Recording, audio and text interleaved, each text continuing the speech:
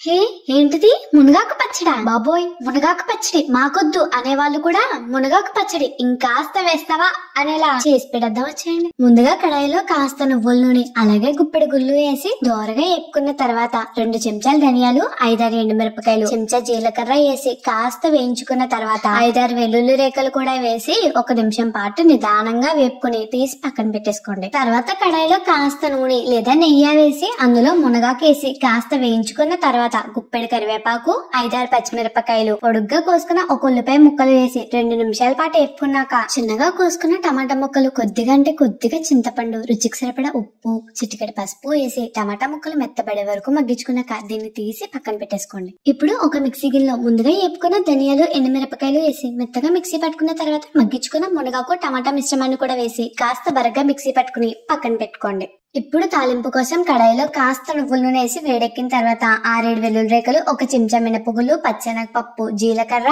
ఆవాలు కరివేపాకు వేసి కాస్త దోరగా వేపుకున్నాక 2 ఎండుమిరపకాయ ముక్కలు వేసి నిమిషం పాటు వేపుకుని ముందుగా మిక్సీ పట్టుకున్న పచ్చళ్ళలో ఈ తాలింపును కలుపుకుని వేడి అన్నంలో ఈ పచ్చడి దాని మీద కాస్త నెయ్యి తగిలించుకుని తింటే ఉంటుందండి. బాంబులే లేని బెనసంచాన్ని బెదురు లేకుండా కాల్చుతున్నట్టు ఉంటుందండి. నచ్చితే కనుక లైక్ చేసి ఫాలో కొట్టండి. అలాగే మన యూట్యూబ్ ఛానల్ కూడా సపోర్ట్ చేసేసి పక్కన సబ్స్క్రైబ్ చేసుకోవచ్చు కదా. ఉంటాను మరి.